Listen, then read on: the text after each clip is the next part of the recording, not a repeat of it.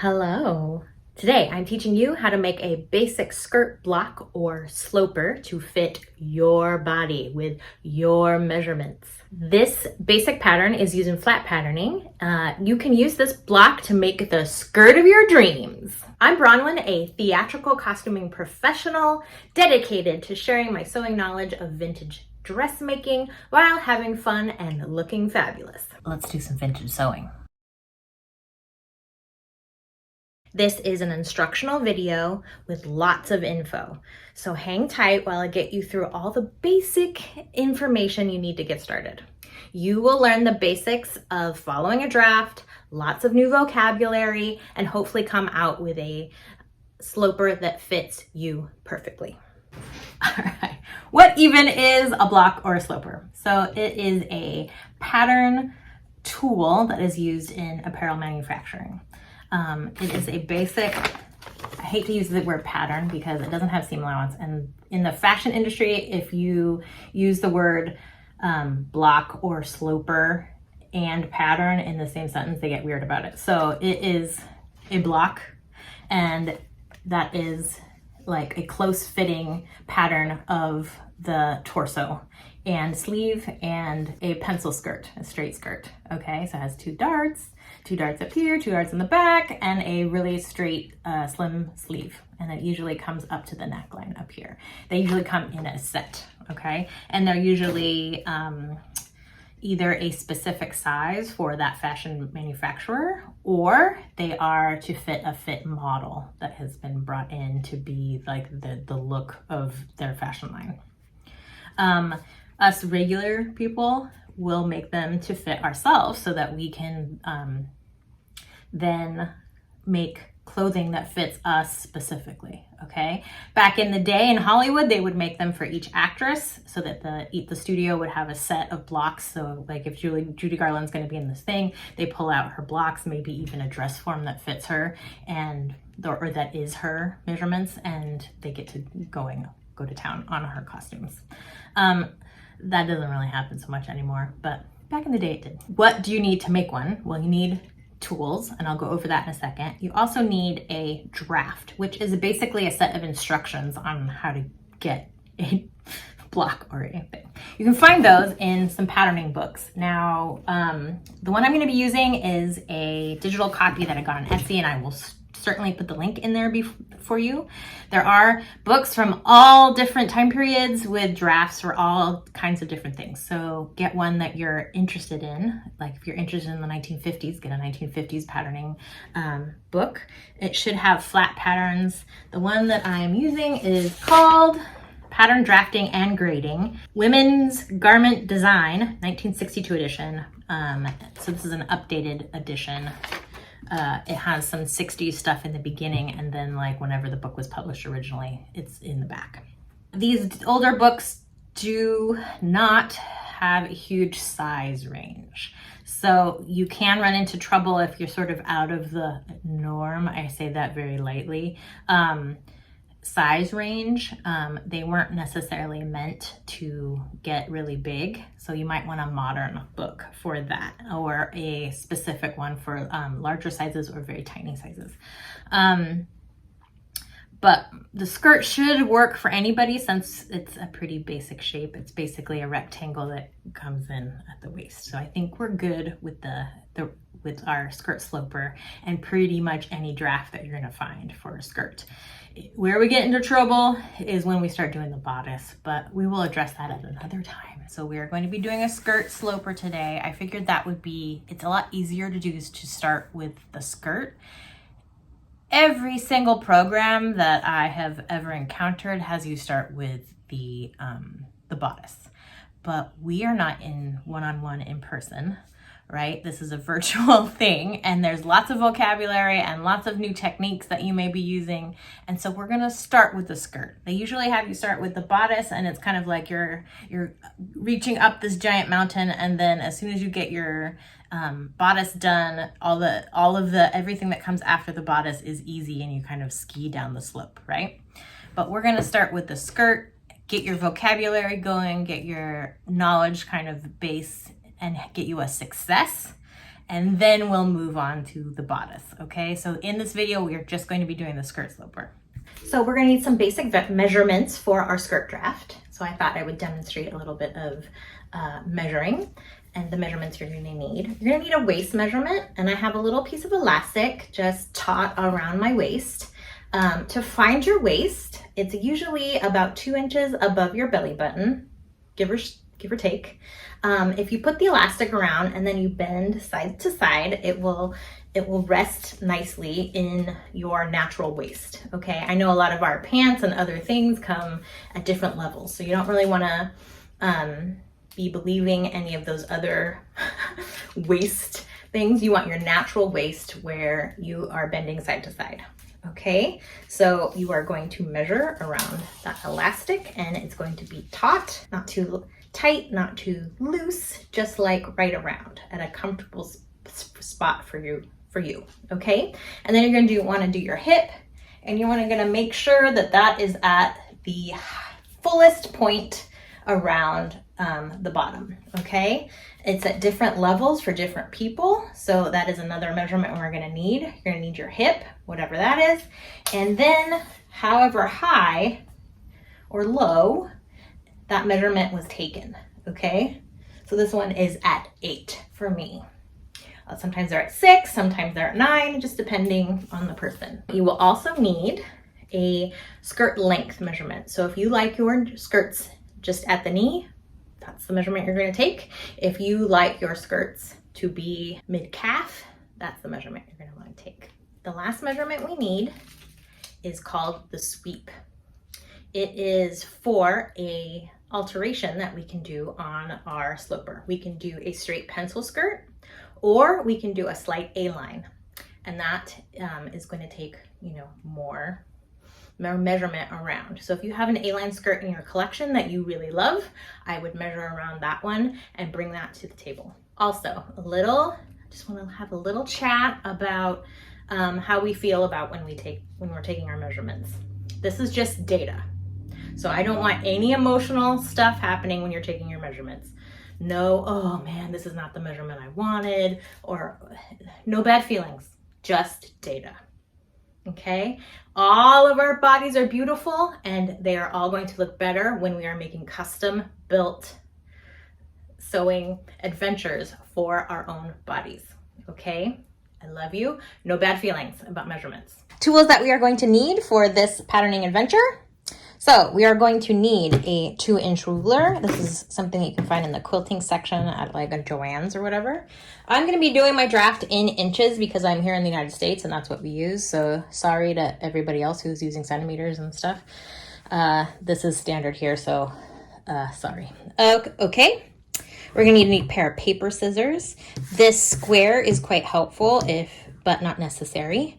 I like to draft with a mechanical pencil so that it is erasable, and you don't have to go back and forth to your pencil sharpener. It also has a very consistent line width, so that's nice. But of course on the channel here I'll be using a Sharpie so that you can see it. An eraser for those in case you do make a mistake. And I do like a larger eraser because sometimes we make big mistakes in drafts, so it's helpful to have a bigger eraser. This is a specialty tool. It is a hip curve. You can find them on different sewing supply websites, and I will try to put a link in. It's not super necessary. You can find something around the house that will work and have a subtle curve to it, like a platter or something, but they are nice to have if you decide that this is really something that you want to get into. And of course our tape measure, we needed it to take our measurements, and also for some math sheets. Okay, and we'll get that in a sec. So I have just some basic craft paper that I picked up. A lot of people use the gridded paper for pattern drafting. I don't personally like it because I feel like the printed numbers can actually get off and you end up being off grain.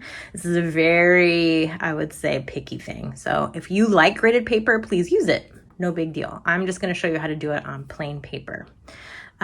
It is a little bit cheaper to buy the plain paper as well. Okay, so we are going to start on our draft. So I have my sheet here.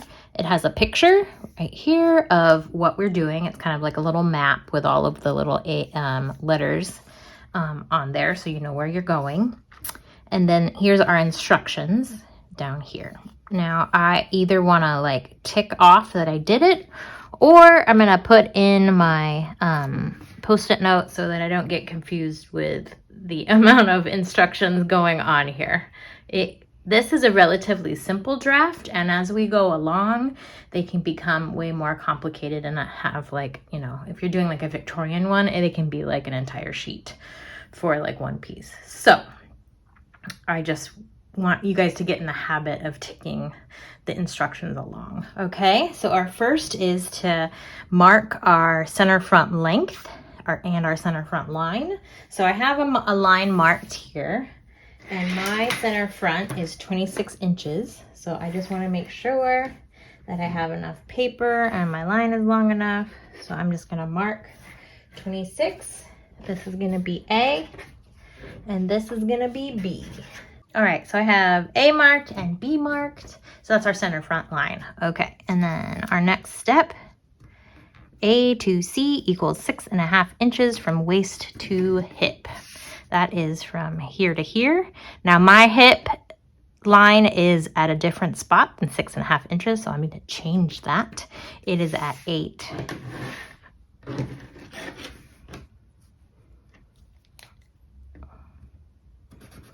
So this is something that you can customize to your measurements. Your hip depth is and like if you took a measurement from your waistline to the fullest part of your hip. I believe that's next. I just moved on, like C to D equals 1/4 of our hip measurement plus 1/2 inch. So my hips are 40 inches. So divided by 4, that's 10, plus 1/2 is 10.5.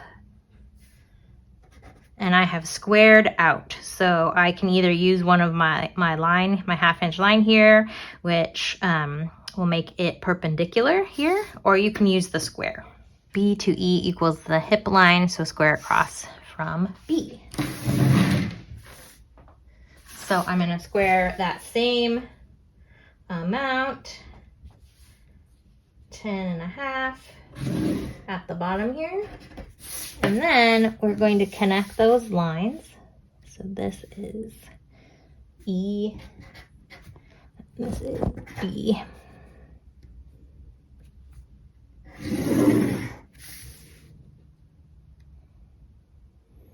And we're going to continue it up so we can connect A here in a second. So, D. I made a rectangle, hooray! Connect F to A. So F is going to be, let's see, 1/4 inch. So it's going to be higher. So 8 1/4 over here. And then we're gonna draw a line from A to F.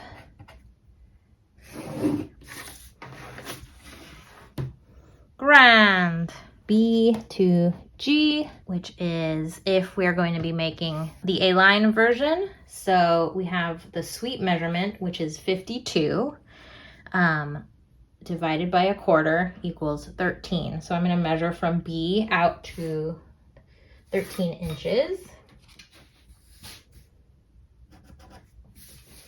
And just connect that out. And that is going to be G.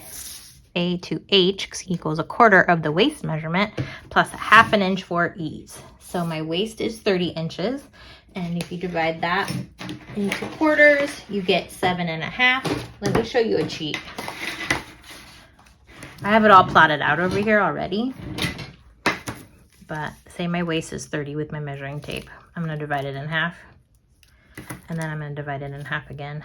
This is the no math way, 7.5. Okay, and then we're going to add 1/2 inch ease, and that'll be 8. Okay, so that's that. And then we're going to come up 1/2 inch from there. and that's going to be J, and this one is H. Then it wants us to curve that line.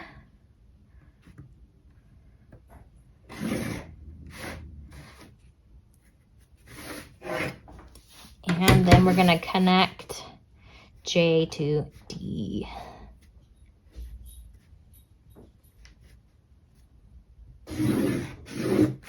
All right, so then it's starting to look like a skirt. Now we're going to put a dart in, and so we want to find the middle of this. And since it's 8, it's going to be 4.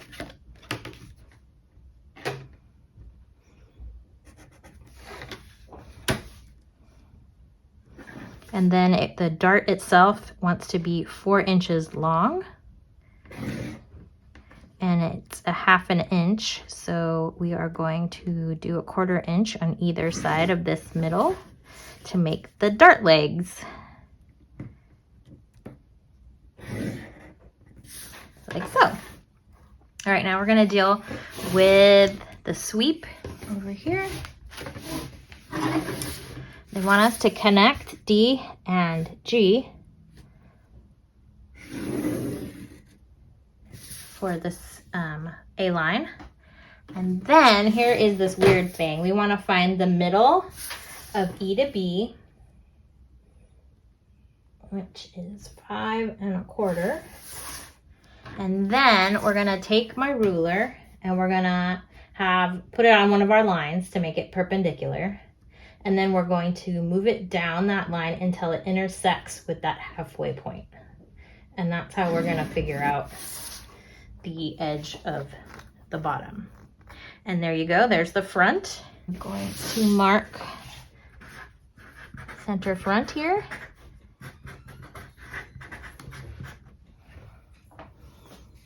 And this is the hip line.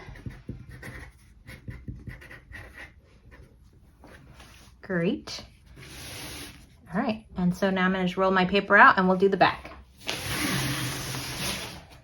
All right, so my back, it says to draw the center back line, and this is going to be A, and this is going to be B, and that's going to be 26 1/2 inches long. My video cut off, but a lot of this is the same. This is the same measurement as the front with the sweep, and I just connected those lines, connected this all the way up. We're working on this dart. It comes over 4 inches from there. This is H, and then you draw a perpendicular line from H up, and then add the dart legs at a 1/2 inch. Okay, and so that's where we are. Catch you up. And then we're gonna do the waistline. So the waistline is, again, 7 1/2, that's 1/4 of the waistline. And then we wanna put an extra inch on, so 8 1/2 because of the dart. And then we're coming up, that's L, a 1/2 inch. And then we're gonna curve that.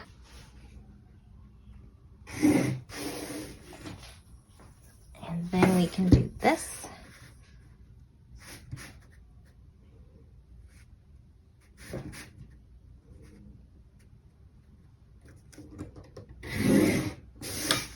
There we are.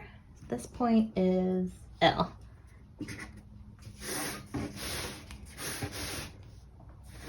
Okay, so now we're down to that funky sweep line. So we're going to square off. Oh, I have to find the center of this. Okay, so 10 1/2, so 5 1/4.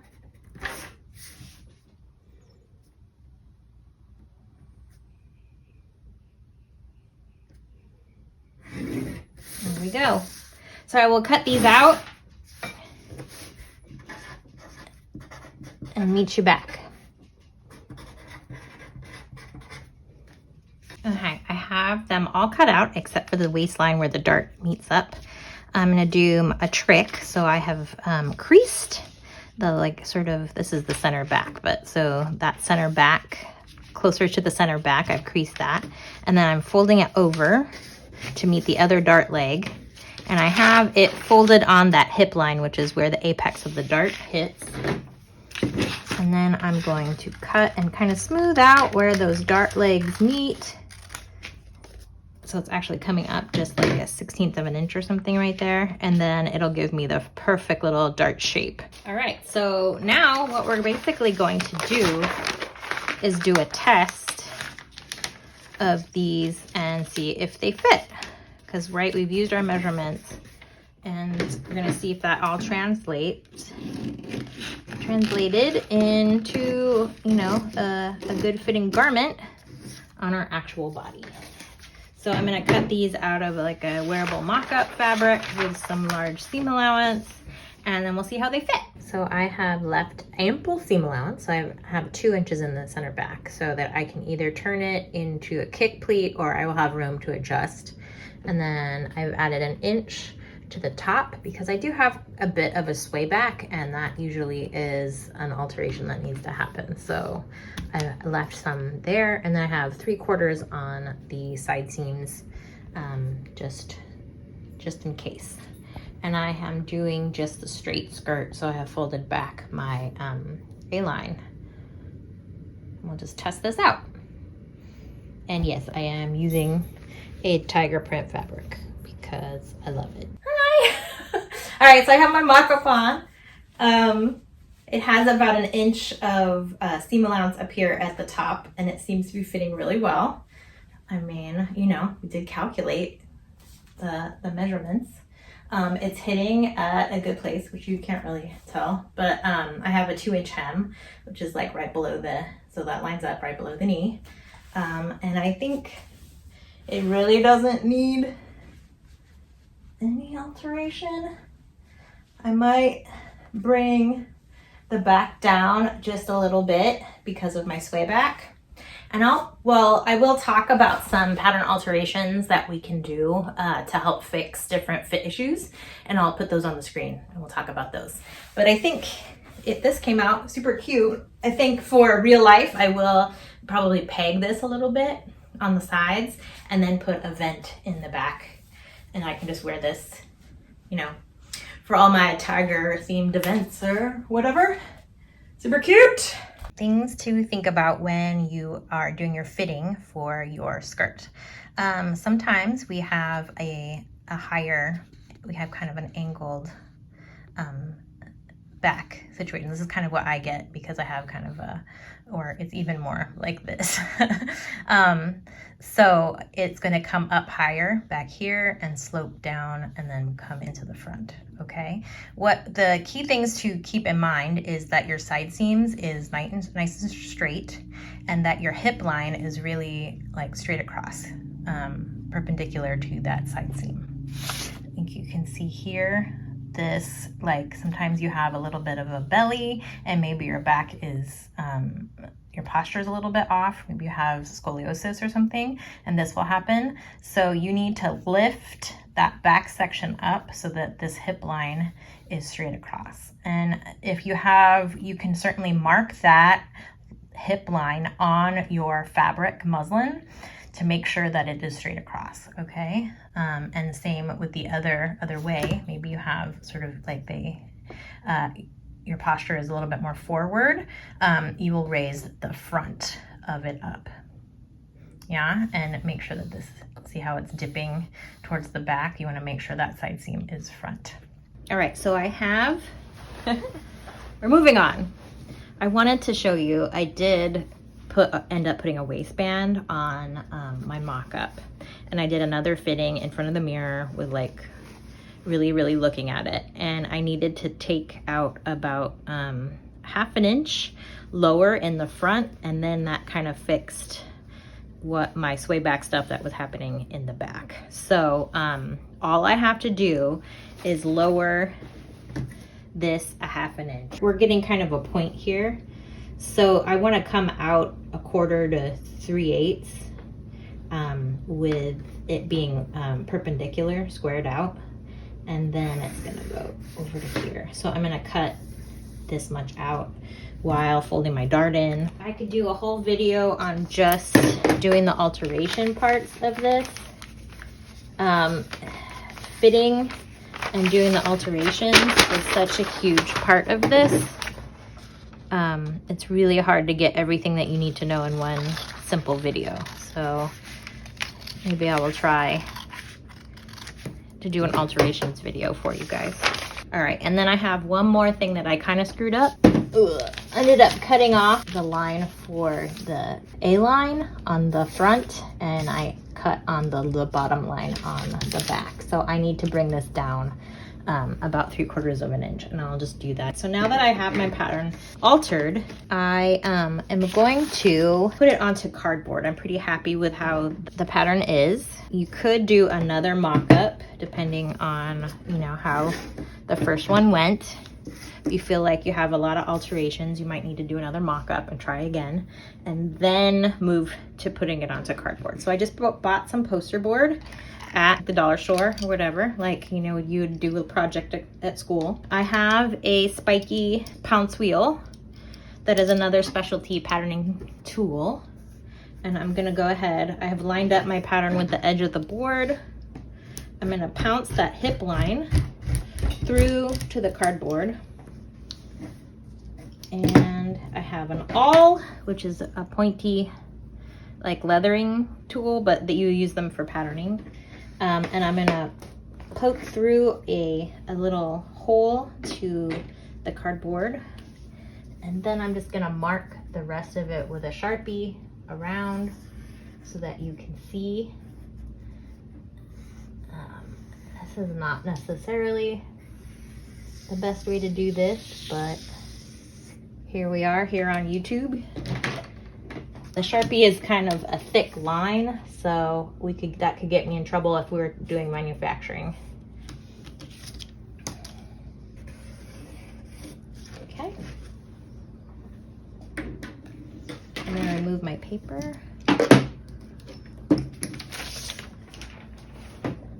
Now I know you can't see it, but I can see it. There's little pricks in the cardboard where that hip line is. So I'm gonna line that up with my ruler. Go ahead and mark that. And then I can see my hole, and so I'm gonna mark my dart. Oops.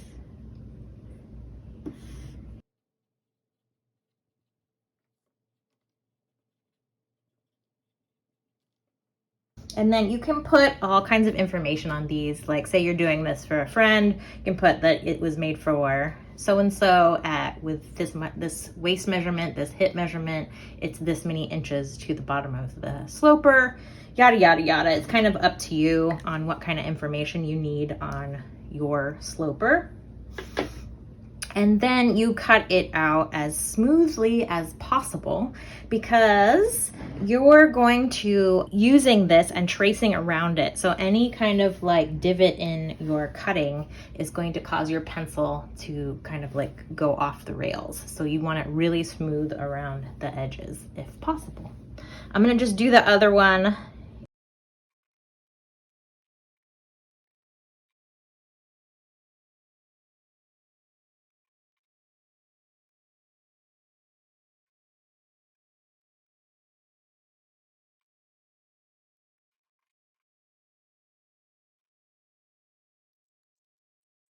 We're gonna walk our pattern. So we're gonna line up the hip lines, go up to the waist, and make sure these are lining up to be the same size.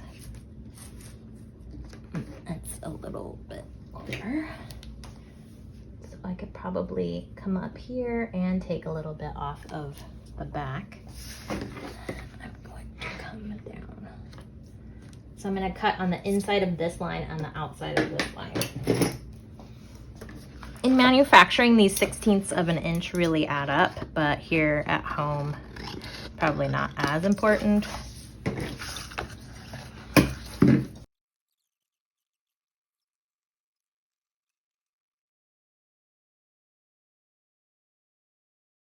All right, so while I'm finishing up our sloper on our cardboard, I wanted to talk about what's coming up next. So I'll be patterning a new skirt from this block and show you how you can do some simple flat patterning. And then I will be moving on to our sloper drafts, so keep an eye on that. Be sure to hit the bell if you want to be notified when those come out, okay? And if you enjoyed yourself, please hit all the things. Do the button and the bell and the subscribe and all that stuff, okay? I'll see you next time. Happy sewing. Bye!